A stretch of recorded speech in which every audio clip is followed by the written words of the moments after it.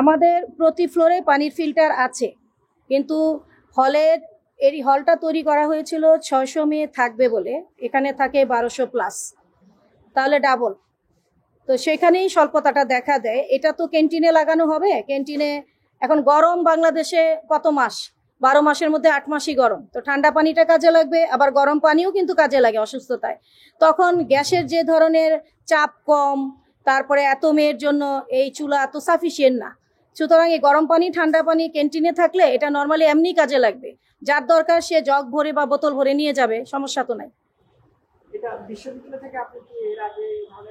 ক্যান্টিনের জন্য আমরা কোনো এর আগে চাইনি, বা মেয়েরাও আমাদেরকে ঠান্ডা পানির কথা বলে নাই। কারণ হচ্ছে যখন দেখে যে এত দিকে সমস্যা থাকে, ওই সমস্যাগুলো কি তখন প্রায়োরিটি দেওয়া হয়, তখন আর এই জিনিসগুলোর দিকে কেউ তাকায় না। এখন যেহেতু একটা সুযোগ আসছে, তারা হয়তো তোমাদেরকে গিয়ে বলছে যে আমাদের লাগবে, তোমরাও নিয়ে আসছো।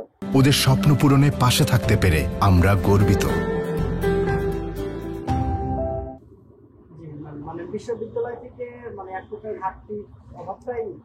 এখন মানুষের চাহিদার কিন্তু শেষ নাই, এটা মাথায় রাখতে হবে। তোমরা যদি বলো আরো দিব, দেখবা আরো চাহিদা নিয়ে আসবে। ধন্যবাদ জানাচ্ছি ছাত্র শিবিরকে হলের মেয়েদের জন্য সাপোর্টিভ কাজ করার জন্য। যকসুখের সামনে রেখে যদিও কাজ শুরু হয়েছে, অন্যান্য ছাত্র সংগঠনও এসেছে, হলে এসেছে অনেক কিছু দেওয়ার জন্য। হলে যা যা নিড আছে তারা কথা বলেছে, ছাত্র শিবিরও এসেছে, এটা নিড ছিল আমাদের। ছাত্র শিবিরকে ধন্যবাদ এগুলো দেওয়ার জন্য।